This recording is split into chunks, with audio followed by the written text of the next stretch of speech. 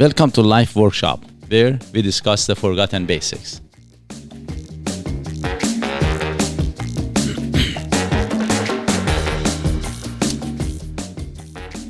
The topic of this episode is Value System Part 5.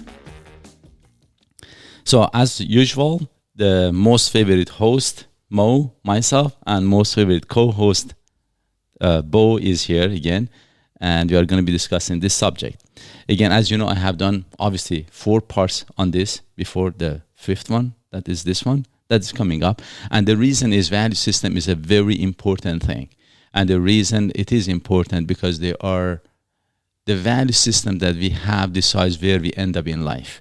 I normally say when we are as children, we don't have as much differences. And as we grow up and based on the value system that we have or the changes that we make over life, although the differences at the beginning are small, but the changes would become exponential as we grow older.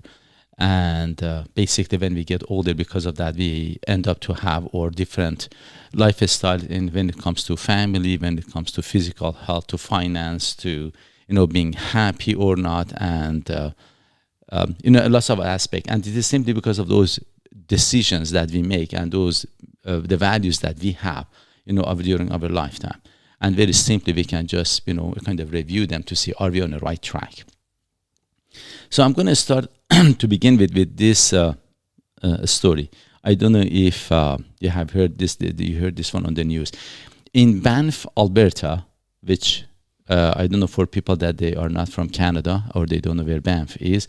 Banff is in Alberta, a very touristic place with a lot of mountains. Well, of course, not that much better than Regina that we are.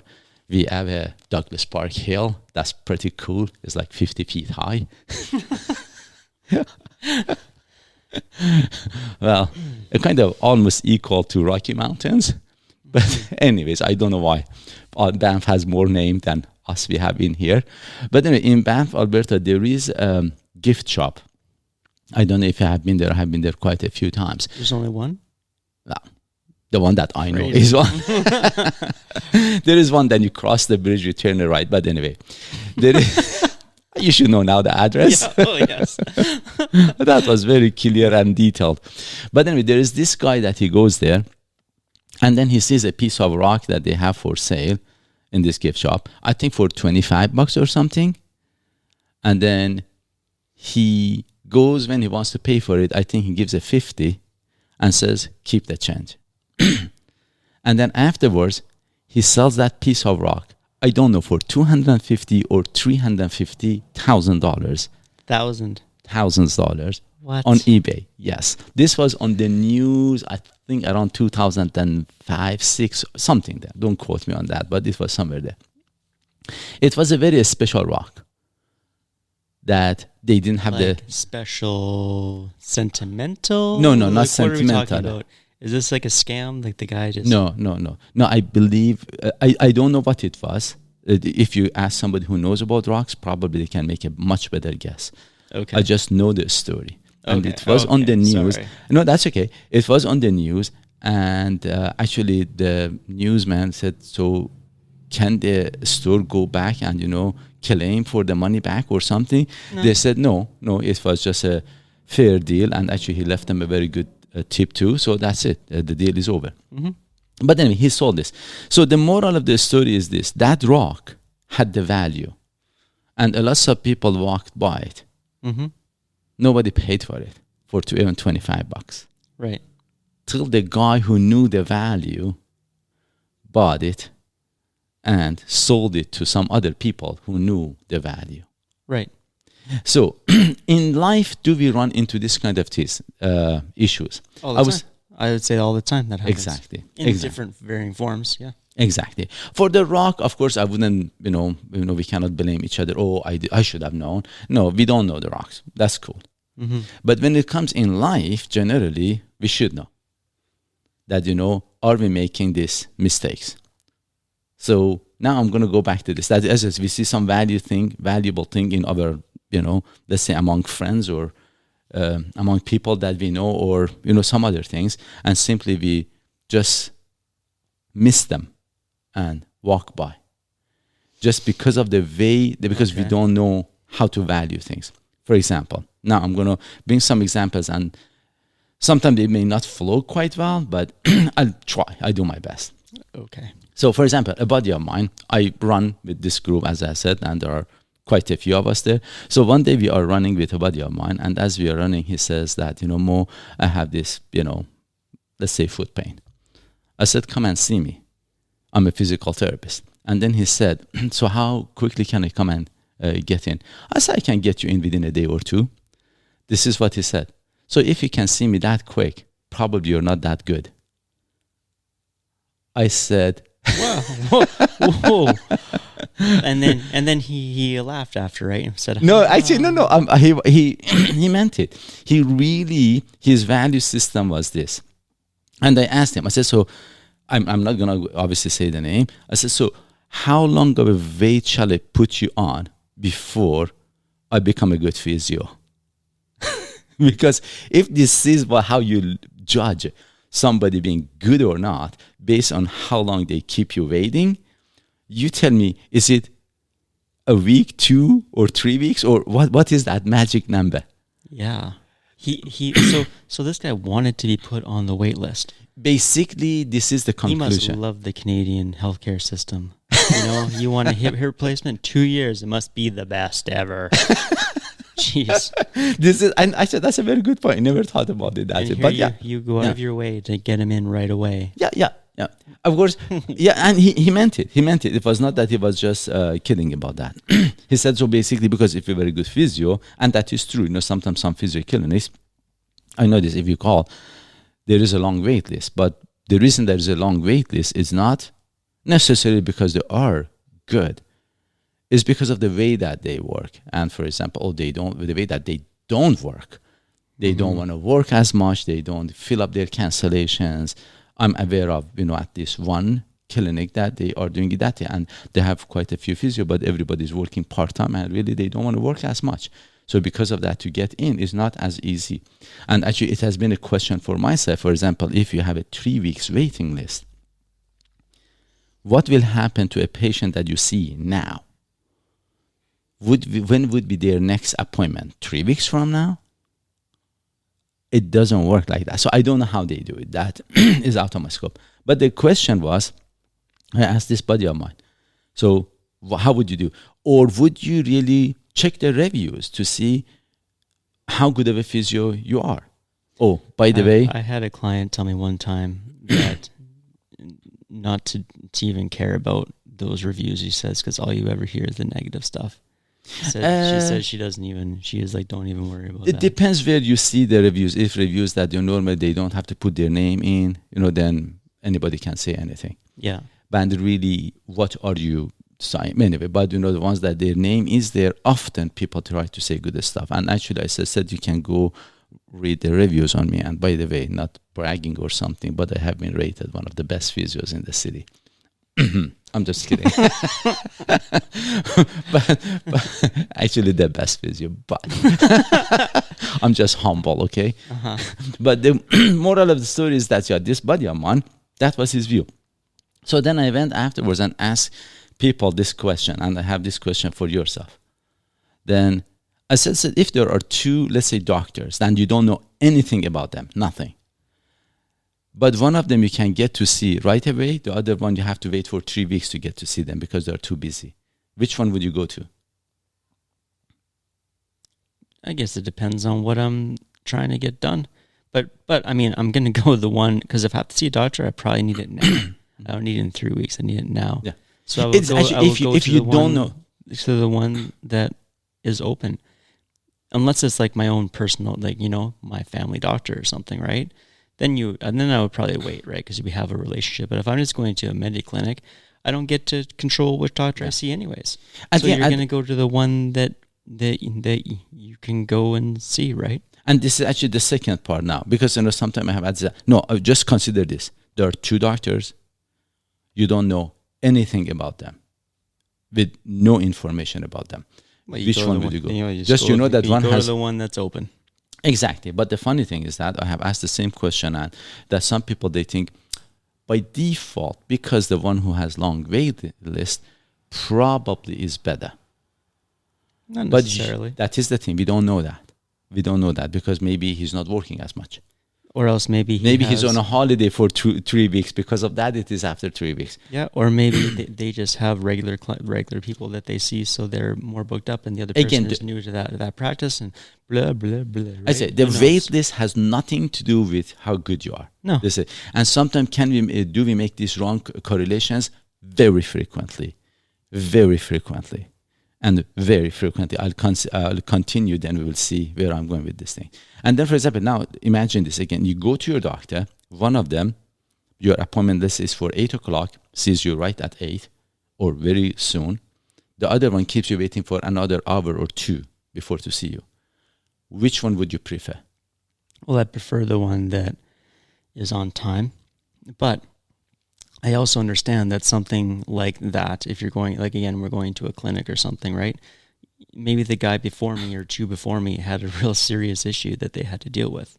I mean, not everything is you got to have an hour and that's it, and then get the hell out of here. It's not like that. So sometimes these things will happen. I mean, it's annoying, and if I go in there and they're like, they're sorry, we had blah blah, they kind of explain it a little bit, I'm okay. But if they come in and then they treat you like a dick, then I'm not very happy. It's all situational. It's how it's all dealt with in the as a general. So it's a whole thing. You know what I mean? It's not. But I would be more annoyed having to wait for sure. Actually, this is another thing. Remember, I'm a physical therapist, and we work on appointment time too. And myself, I do fall behind, but the way that we do it, not really that much, because we know what to do. And as a matter of fact, now I'm going too far with this again. There was a case that I saw a specialist, and it took him, my appointment for was 8 o'clock, and then 3.5 hours after he saw me. And then when he saw me, I told him this. I said, thank you for seeing me. And he was very polite and courteous. There was no problem. I said, but I'm very disappointed that you kept me for 3.5 hours. And then he said, yeah, sorry, this. I said, no. When I came in, there were lots of people already there. And I thought probably I'm among the first one because my appointment is at 8 o'clock. And I don't know what time you start. And they said, the only way that I see this, you have no respect for my time. That you just keep people waiting, and you're not even performing any better. You're not seeing more patients because I'm waiting. It's just a poor management. And then he was apologetic, I should say that. I said, no, to be honest, I believe it is simply because you don't have the respect for my time. He said, sometimes things happen. I said, I agree. I said, trust me, I'm in the same business. I told him that, what I do. And they said, but I'm positive if you had respect for my time, you had the intelligence to become who you became, you would be able to come up with a system that nobody has to wait that long. Yes, I understand sometimes maybe 10 minutes, 20 minutes, half hour, not 3.5 hours. That is very inappropriate. And actually after that, it was that I came up with this idea. It was after that incident that if somebody makes me wait or waste my time unreasonably, I will send them an invoice. And I started practicing that since then. I didn't send one for him, but I called the College of Physicians about him. And I told him that, so I'm going to do that. And it's a favor for you to become more aware. So, and anyways. So would you think it would have made a difference for you? You're waiting and waiting and waiting. If someone in his office, like say, I'm assuming there's a reception or there's some sort of situation that if they came to you and said, once they saw that you're waiting, they came to you and said, we're sorry, but you're going to have to wait because of such and such a reason. If there was something more along those lines, because I've had things where something is sugarcoating it wouldn't solve the problem. There was, and as a matter of fact, during that time, I read the reviews on him. He had done that. It was a normal practice for him. Oh, okay. It was just a normal practice that keep people waiting. And unfortunately, you can see that in the medical system, especially in Canada, because it is free, and then people, they need to go. And that is very unfortunate that we don't complain about it, or the company doesn't go anywhere. Sometimes these kind of things are very humbling for myself. I have made mistakes that people, they have complained, and I find it very humbling when they bring it up. Obviously, I get hurt, but then you improve on. Right. So I believe I did him a favor by taking you to the College of Physicians so that they tell him that you should not do that, and I haven't checked to see if he has changed. But I know that if I end up going there again and I wait, he will get an invoice and he will have to pay for it. Otherwise, I would take him to a small claims court. And I would do that as a favor to him and as a good member of the society to make sure that we do our best, that intentionally or not due to the lack of ignorance and those kind of, because of the ignorance, I mean, to just disregard people's time. That was inappropriate. It was too far. Again, things can happen. As in my own business, sometimes I go, a patient brings something up, sometimes they are late. I understand those things do happen. But again, we have ways to make sure that we catch up. Right. And we don't fall behind that way. It makes me nervous to criticize something like that overly much, like, because I know in my field, right, you know, say sometimes, okay, like, I would have an appointment in the morning and maybe it runs late because you don't know, sometimes things are going to go crazy, right? Like sometimes putting in the kitchen sink can take you 20 minutes. Sometimes it's a day. You know what I mean? Like just I'm talking as a normal practice. So remember, generally we are talking exception to the rule again. As a rule, we know, for example, personally, this was once that it happened. Personally, I had a patient who came, it's called TIA. He had a medical issue and he collapsed on me. So we had to call the, ambulance to come in and I could not leave him. And then, that was an emergency thing. And it was, by the way, it was not because of me. It was a medical issue that he himself he had. And, and then, so I could not see 2 clients after that. And everybody was understanding. But does it happen on a regular basis? No. And you let them know too. Like absolutely. You They didn't knew. have your clients sitting there all day for something. No, too, correct. right? And everybody was just fine, very respectful. They left because I could not see them. Yeah. And they were absolutely fine with that. People were very reasonable. Often they are very reasonable. Mm-hmm. That is what I'm saying. But this was something that I could not control.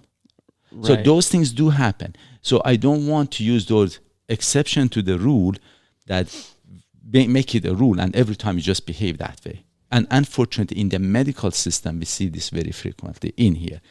So anyway, now we are getting a bit too far from the value system part. Right. But anyway, to keep that in mind. That this is something just, I don't want to talk about it. I just want to bring it up for something later on and I'll even write it down. Sure. I'll stop doodling. I'll write it down. But the cronyism in the health industry. We should talk about that one day. Sure. Just write it down. But then, anyway, so the other thing, and then do we do that as an individual? Or do we do something like this thing, for example, for value system? Sometimes we don't respond to a text message quickly or when we can, or to a phone call because we feel more important. I'm busy. I'm so busy that I cannot respond as quickly. Sometimes we are, for genuinely. Genuinely, sometimes we are busy. That is okay. Or you cannot, and I do the same thing. But if you are not busy, don't act like one. Are you talking about me now? I'm not pointing. I'm not pointing. Sometimes we get focused on what we're doing, and again, stop and to type. It's hard. No, and that's not what I said. Just phone me. Just one. And that's not what I'm saying. I'm saying generally sometimes if we do that, come on, playing hard to get or, just don't do that. Be honest. And that being honest is very important. Comes handy, trust me, in a lot of other aspects in life. I really genuinely believe that. If you're busy, cool. You're not, you don't have to, but, if you can respond as quick as you can, be as clear as you can be, or for example, sometimes, this is an Iranian thing. My background, I'm from Iran. That it was like this before. I don't know if people do that. That they would come very late for a party, and the reason was because if they come later, they are more important, and everybody should stand up in front of them. Are you kidding me? Yeah. But so sometimes we do these kind of things. Just or when you talk to somebody, let me check my schedule. Actually, why don't you talk to my receptionist? You know, That's a good that's a one. good line. Yeah. You know, just that acting part of it, let's just not do that. Let's be just honest. And this honesty part of it that they say, this is a part of being honest or not honest. I see it that way.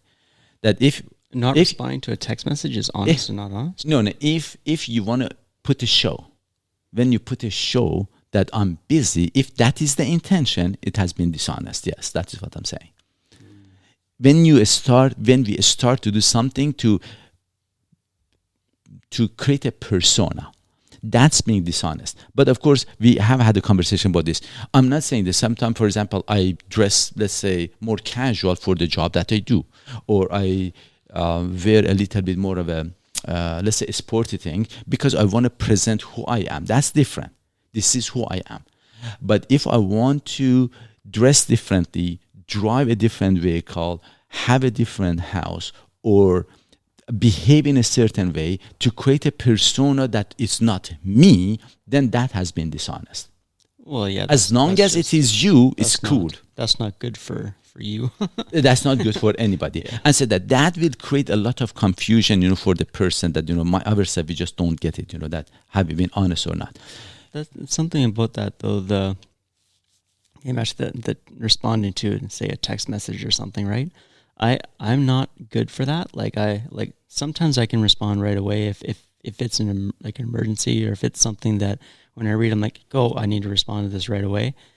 They'll click into my head that, okay, I have to respond now. But other times I don't feel like I have to, you know, like if someone sends me a statement or something like that, it's fine. I don't have to stop what I'm doing just to respond. Well, and that's just fine, right? If we, but I'm not trying to be a jerk about it. It's just some things don't warrant a response, and some things I send don't warrant a response either. And I don't get butthurt if I don't hear back right away. No, the one that I'm saying, that I'm glad that you're bringing that up to make it clear. No, the one that I'm saying, if I don't respond because I want to act, I'm so busy. If you want to invite me for a party and I have nothing to do, I'm bored to death. But you know what? I'm so busy. I have such a busy schedule. Let me think. I'm talking about. How the hell would I even know?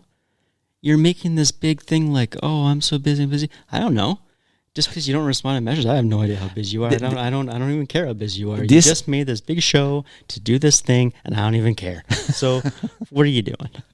And this is where I'm going to. Now, sometimes if we behave in a certain way that we want to present something that we are not, that has been, as I said, to provide the image, and we think that we are doing that, and is it going to do that? That's another thing. That's a whole bunch of wasted effort. It is, and that's being a bit dishonest.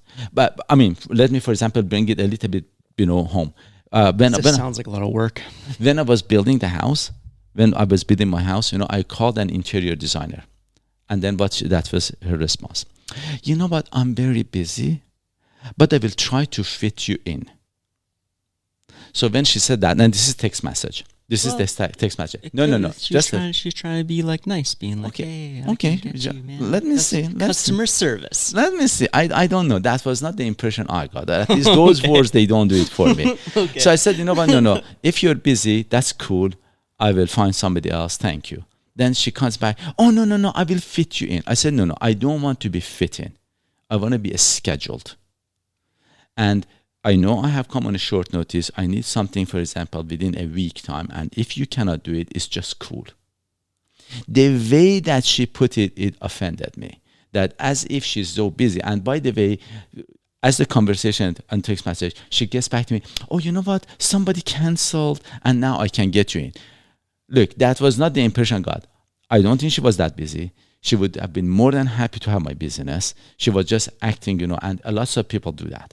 At least that has been my feeling. Can I say for sure? No, because I don't know their schedule. Well, because her clientele is the guy from the beginning of the podcast who wanted to wait a long time.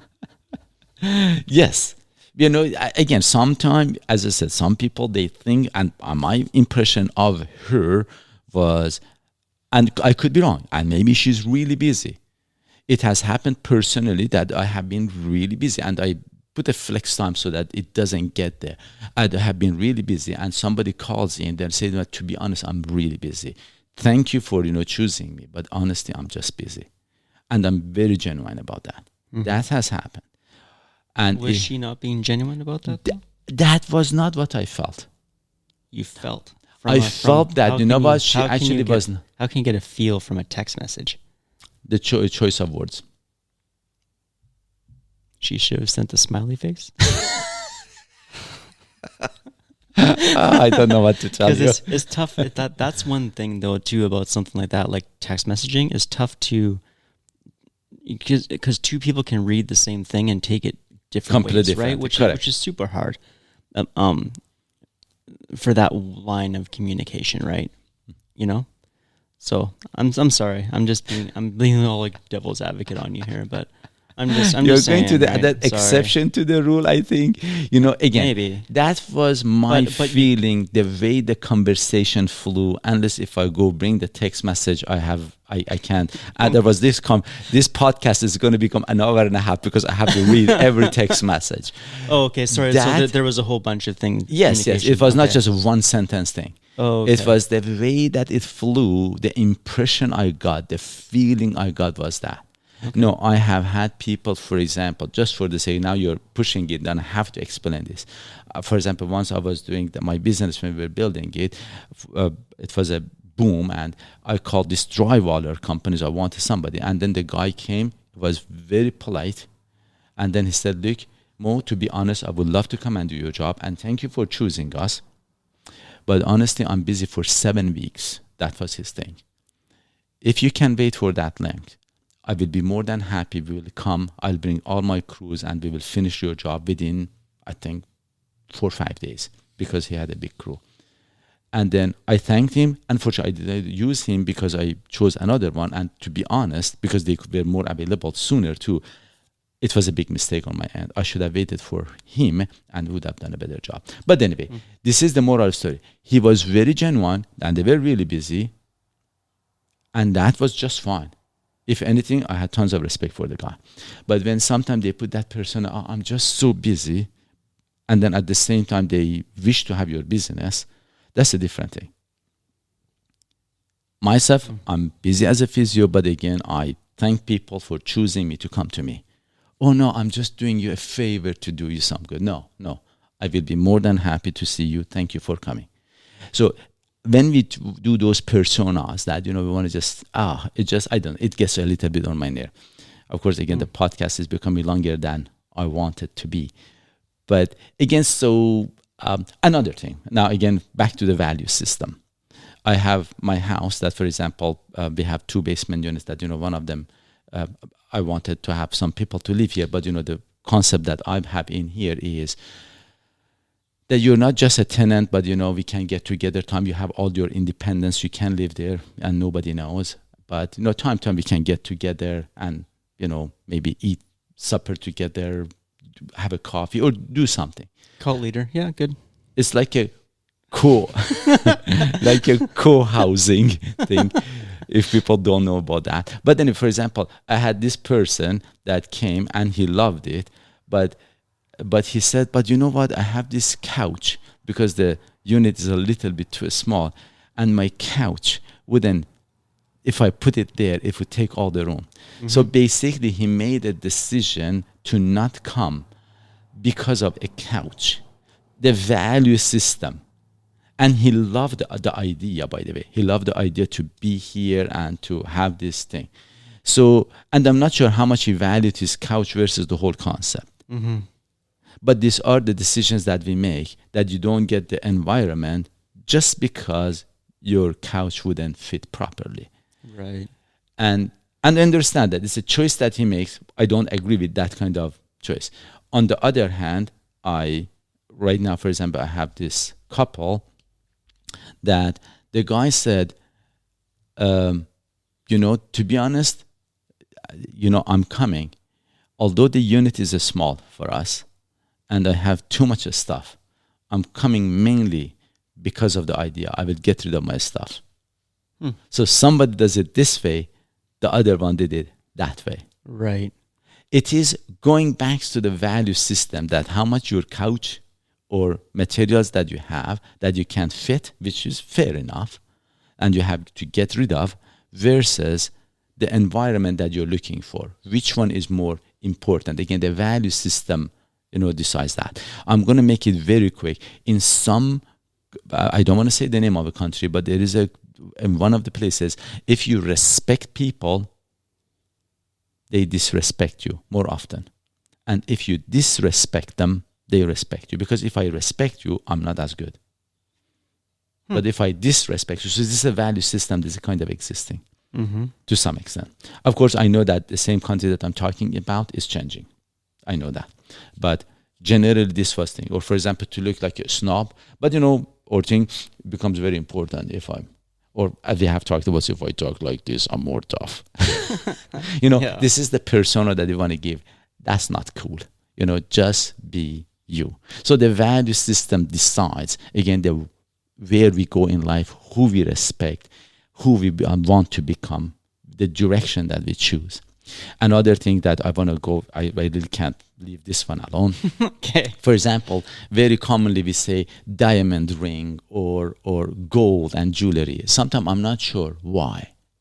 What is special about that? Why do you value those things too much? One of the things is simply because they are rare and is a limited amount of it on this planet, to best of my knowledge. So because of that, the value goes high. Otherwise, a diamond ring, I can get a fake one. If really it's for the look of it, there are fake ones that they are doing the same thing.